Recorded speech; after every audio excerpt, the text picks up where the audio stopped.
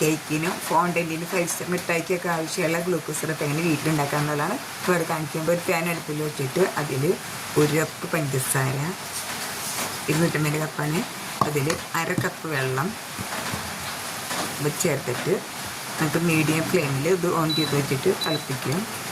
തിളച്ചുകൊണ്ടിരിക്കുന്ന സമയത്ത് നമുക്ക് ഇതിനെ ഇളക്കി കൊടുക്കണം. മീഡിയം ഫ്ലെയിമിലായാലും മതി. ഇങ്ങനെ ഇളക്കിക്കൊണ്ടിരിക്കണം.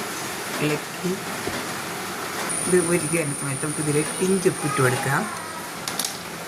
ഇതിനെ ഗ്ലൂക്കോസ് സിറപ്പ്, കോൺ സിറപ്പ് എന്നൊക്കെ പറയാം. ഇതിലേക്ക് ഒരു ചെറുനാരങ്ങയുടെ നീരോ, കുരു കളഞ്ഞിട്ട് നീരോ, അല്ലെങ്കിൽ ഇതിൽ ഞാൻ ഇട്ട് കൊടുക്കുന്ന ഒരു ചെറുനാരങ്ങയുടെ പകുതി ഇട്ട് കൊടുത്ത് ഇളക്കി കൊടുക്കാം. ഇത് പഞ്ചസാര കട്ട് ചെയ്താവാതിരിക്കാൻ, പഞ്ചസാര ക്രിസ്റ്റലാവാതിരിക്കാൻ വേണ്ടിയാണ്. മീഡിയം ഫ്ലെയിമിലിട്ട് നല്ലപോലെ ഇളക്കി കൊടുക്കണം.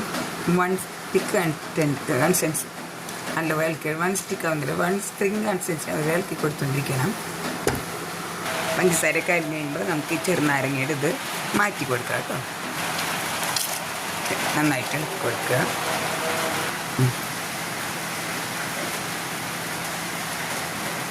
ആട്ടില്ല ഇല്ല, ആക്കിയത് ചെയ്തിട്ടുണ്ടായി. നോക്കി നമ്മളായി നോക്കി.